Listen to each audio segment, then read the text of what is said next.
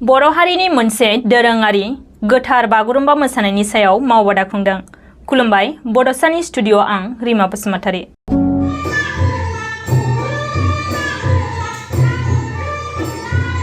जों सम सम नुनो आरो खोनानो मोनबोदों दि माब्लाबा बागुरुम्बा मोसानायखौ लानानै गोबां दान्थे बिदान्थे जाबोदों। बर'नि गोथार बागुरुम्बा मोसानायखौ जायगा लायै जायगा गावबा गावनि गोसो बायदियै गोबां समावनो गोबां मोसाखावरि हान्जाफोरा मोसाबोदों। जायनि थाखाय गोथार बागुरुम्बा मोसानाया माब्लाबा गोरोन्थि लामाजों थांनो महर लाबोनायखौबो जों नुनो मोनबोदों। बेखौ नोजोर बोनानै बर'नि गोथार बागुरुम्बा मोसानाया जाहाथे जेरावबो मोनसे थि महरैनो सोलियो आरो गोरोन्थि जानायफोरखौ सोदांनो हायो, बेनि थाखाय दिनै बागुरुम्बा मोसानायनि सायाव मोनसे मावबादा खुंनाय जादों।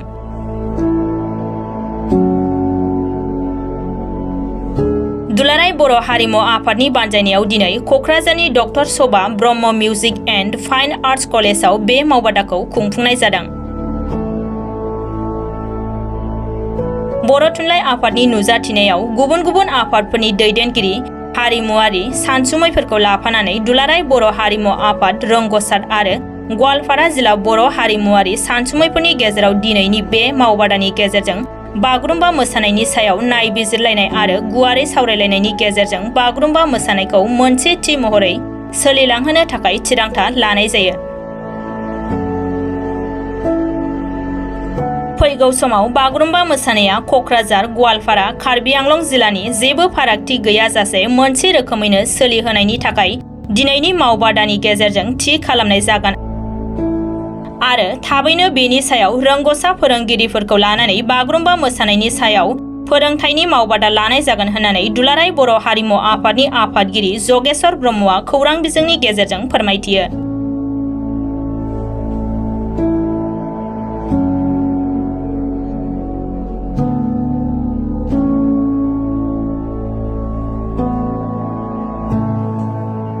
गिबियावनो आङो मिडिया नोंथांमोननिसिम आंनि गोरबोनि साबायखर आरो बरायनायखौ जासिबाय आरो दुलाराय खोनासंग्रा नायग्राफोरनिसिम आंनि खुलुमनाय सिबिनायखौ जासिहरबाय। दा बागुरुम्बाखौ दिनैसो मानो वार्कशप खालामखो, बिनि सिगाङाव जोङो बारबाय हामबाय बहुद खोनाबोबाय, नुबोबाय, मिथिबाय जे जोंनि जोनोमजों फैफानाय बुंजायो जे बागुरुम्बा ट्रेडिसनेल मोसानाय बा डेन्स, बियो मोनसे समावहाय नेसनेल एवार्डबो मोनखांबाय, बयबो मिथिगौ नङा होमबा। आरो जोंनि मोनफ्रोमबो अकेजनाव मोसानाय, मेल मिथिङाव मोसानाय नांगौ होनोब्ला गिबियाव मोसागिरि दिन्थिफुंगिरिफोरनिफ्राय बियो बागुरुम्बाखौ मोसा, बारदै सिख्लाखौ मोसा, दाउस्रि देलायखौ मोसा, बे मोनथामानो बांसिन फैयो बा मोसाग्लांनाय। दा बागुरुम्बाया बयनिख्रुइ गोजौसिनाव दङ एवार्ड मोननाय हिसाबै। दा खिन्थु बे बागुरुम्बाया बै समावहाय माबायदि मोसानानै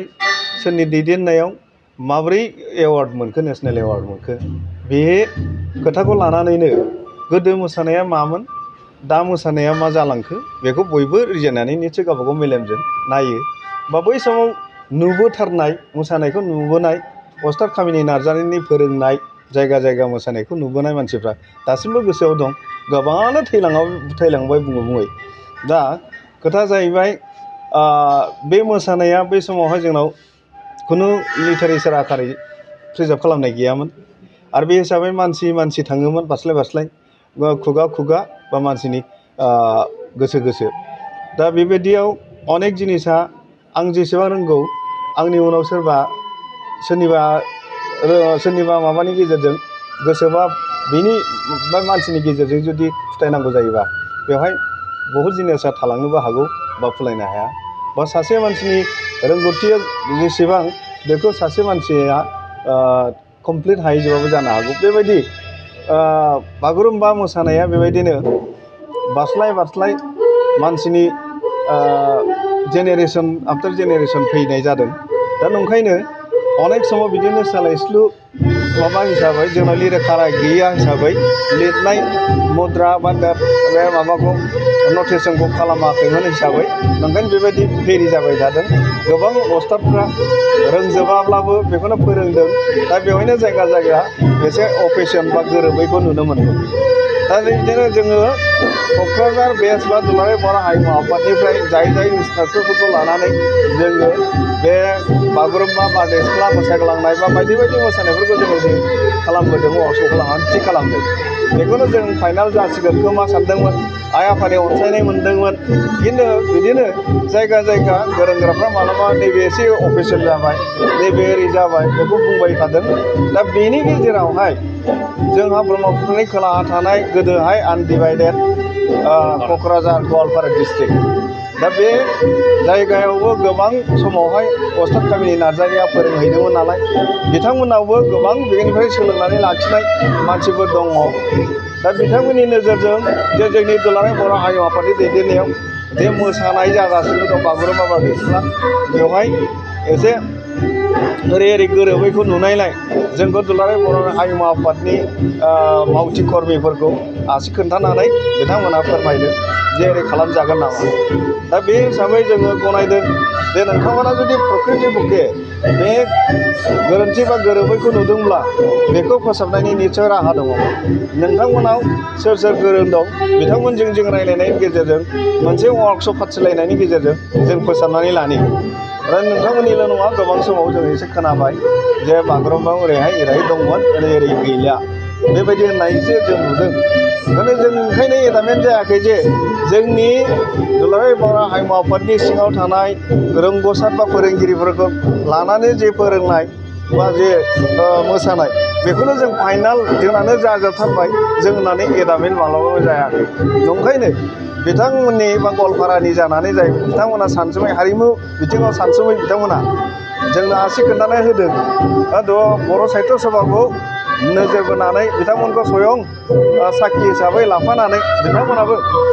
नायनानै जों मोनसे वार्कशप फाथिदों बे फाथिनायनि गेजेरजों बारदै सिख्लाखौ जोङो फोसाबनानै लानो हाबाय दा ब्रह्मपुत्रनि सा खोलानिखौल' खोथा गैला सारा बर' हारियाव बर' जाथियाव बे बारदै सिख्लाया मोनसेयानो जाबाय मोनसे महरनिनो दा फैबाय बागुरुम्बा बे बागुरुम्बाखौ दिनैहाय आगोलाव थांखि लाखानाय बादियै जों दिनैनि बे 18 अक्ट'बर बे अक्ट'बरखौ थिग खालामनानै बर' साहित्य सभानि बानजायनायाव दुलाराय बर' हारिमु आफाद गवालपारा जिल्ला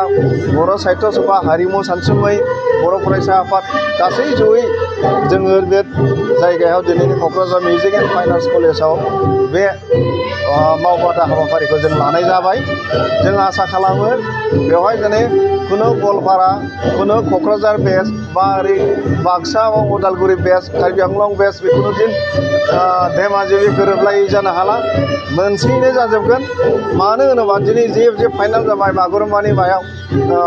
सायाव वार्कशप बा मावबादा जाबाय बाहाय सानसुमैखौ लानानै जोङो फोसाबगोन कारेक्सन खालामलायगोन बेनो फाइनाल जागोन आरो बे फाइनाल जानायखौ जोङो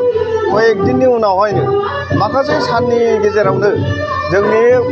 बिटिआरनि चिफ मानगोनां चिफनिफ्राय जोङो स्पन्सर खालामनानै 6 दिनिया बा 7 दिनिया जोंनि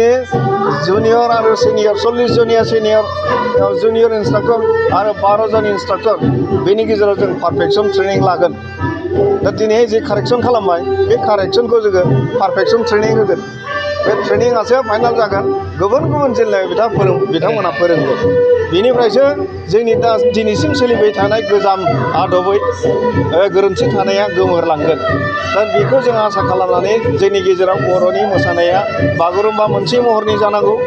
आरो बेयो खुनु सोलाय सोल' जानो मोना आरो खुनु अस्तादफोरा फोरोंगिरिफ्रा आलदा फोरोंनो मोना बे जोंनि रिकुवेस्ट बा जोंनि खावलायनाय दुलाराय बर' हारिमु आफादजों दिनैहाय बर' फरायसा आफाद दं दिनै बर' साहित्य सभा दं आरो गुबुन जोंनि हारिमु बिथिङाव सानसुमै दं बिथांमोनखौ लानानै जोङो जिथु बे वार्कशपखौ खालामदों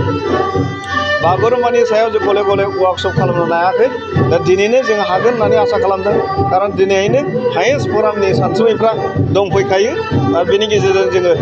माइनर कारेक्सन खालामलायनायनि गेजेरजों दिनै फाइनाल खालामगोन दिनैनिफ्राय जों मोनगोन गवालपारायाव आलादा मोसानाय नुला आरो दिनैनिफ्राय जोङो खुनु माने आपार आसामावहाय आलादा मोसानाय नुला क'क्राझाराव आलादा मोसानाय नुला गासिबो मोनसे रोखोमनि जागोन महरनि जागोन जिहेतु बारदै सिख्लाखौ हाबाय वाइ नट बागुरुम्बाखौ जों हायैनि बाथ्रानो गैया दा ओंखायनो बेखौ जों फोसाबनायनि राहा लादों आरो बे फोसाबनाया दुलाराय बर' माहारिनो मोनसे फोसाबनाय आरो बेखौ जों गोजोर खालामनो थाखाय बयनिबो मदद आरो अननाय नांगौ बेखौ मिजिंथिनानै आसा खालामनानै जोंनि दिनै हाबाफारि जाफुंहोनो थाखाय आवगायबाय।